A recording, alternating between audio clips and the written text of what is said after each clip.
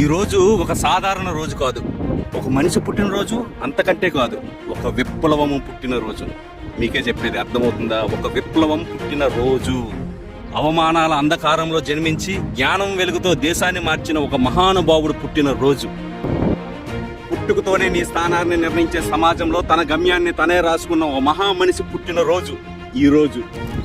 చెరువు దగ్గర నీళ్లు కూడా తాగనీయని దుస్థితి నుండి దేశానికి రాజ్యాంగం రాసిచ్చిన స్థాయికి ఎదిగిన గొప్ప మనిషి పుట్టినరోజు ఈరోజు. అతని కలం కేవలం అక్షరాలు రాయలేదు, సమానత్వం అనే భవిష్యత్తును రాసిన గొప్ప రచయిత పుట్టినరోజు ఈరోజు. అవమానాలు ఎదురైనా ఆయన వెనక్కి తగ్గలేదు, అణిచివేత ఎదురైనా ఆయన మౌనంగా ఉండలేదు.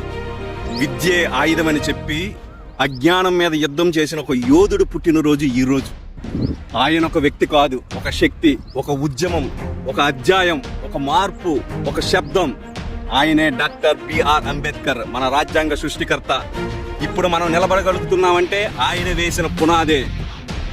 ఆయన పుట్టినరోజు సందర్భంగా ఒక మంచి మాట చెప్తా, జాగ్రత్తగా వినండి. నీ హక్కులు నీకు ఎవ్వరు ఇవ్వరండి, నువ్వే సాధించుకోవాలి. ఆయన నేర్పిన అసలైన పాఠం ఇదే, నీకు నువ్వే సాధించుకోమని చెప్పాడు.